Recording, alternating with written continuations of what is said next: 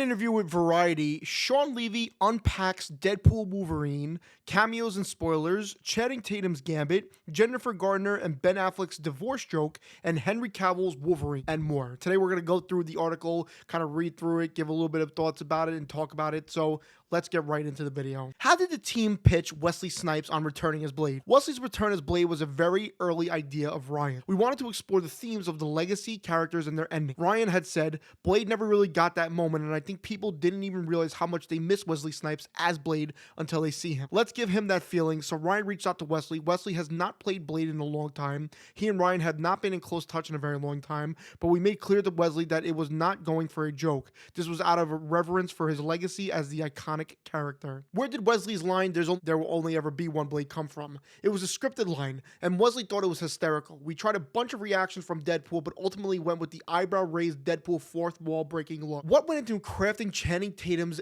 accent? I am obsessed with Channing as Gambit in this movie. What went into this film first and foremost is a decade of Channing wanting to play the part and a decade of Channing almost playing this part at Fox. I know this personally because back in the years I was one of the 25 directors who met with Channing about directing the Fox Gambit movie, and yet it never quite happened. So when we decided to have Gambit in this movie, we knew it would be gratifying for Channing. And it really is true that Channing Tatum in this, I think, was one of the best roles in the movie. And it just, the post that he put on Instagram just shows how much he appreciates this character. Was there ever truth to Taylor Swift cameo rumors? This is one of the loudest rumors that came out of nowhere. It was never true. Since he's name checked, was Ben Affleck ever in talks to return as Daredevil? Early on, when we were looking at a 70 name menu of Marvel characters, Daredevil was one of the list, but never since those earliest of conversations, and never to the point of outreach or offers or anything like that.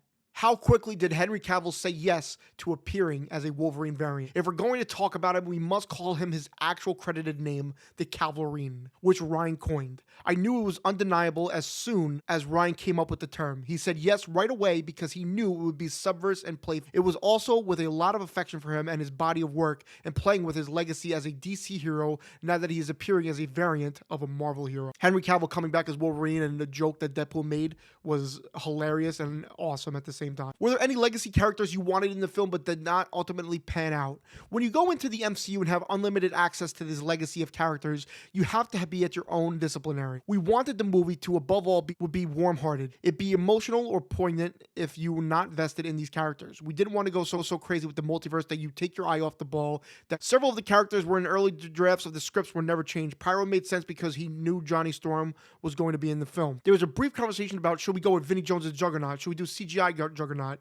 Ultimately, we thought that they had enough bringbacks in Aaron Stanford, Tyler, Jen, and Wesley that we thought, let's do another variant and keep it non-CGI. Did you ever plan to show Lady Deadpool's face? We never discussed taking her off her mask, so there's always a future. At what point Wolverine tells he's going to beat him up if a single word comes out of his mouth? How did he land on gubernatorial as the single word? I don't remember, except we went through a lot of words before we ended up on that one. Rarely is it the first idea. We really like to open our minds and riff on alternatives. Do you have a favorite Easter egg or reference in the film? There's a super classic old school Thor helmet in the foreground of a void that's from the 70s or 80s. It felt so rooted in my own youth. There's a picture of Tony Stark in Happy Hogan's office, and we don't see who in the picture with Tony. There's a lot of fan theories about that, and we conveniently blocked the other person with an Iron Man helmet. This was a fun shot to line up. I almost forgot to ask you, why was Thor crying? I would love to know. I would also love to be a part of answering the question someday. So that's pretty much all what Shawn Levy said about Deadpool and Wolverine. I think today is the day where we can kind of talk about Deadpool and Wolverine